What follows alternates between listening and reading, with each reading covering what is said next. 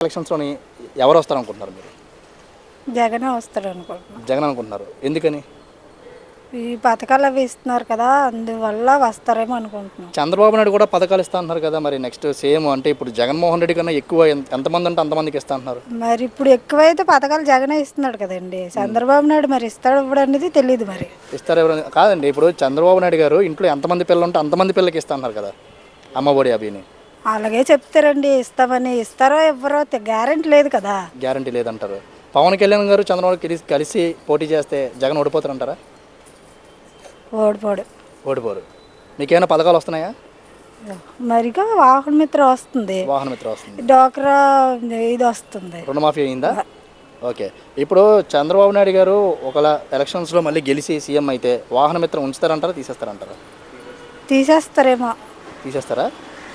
తీసేస్తారు అనుకుంటున్నాను. తీసేస్తా అనుకున్నారు. సో చంద్రబాబు వచ్చే అవకాశాలు లేవంటారు అయితే? నాకు తెలిసి అయితే లేవండి. లేవు. ఓకే.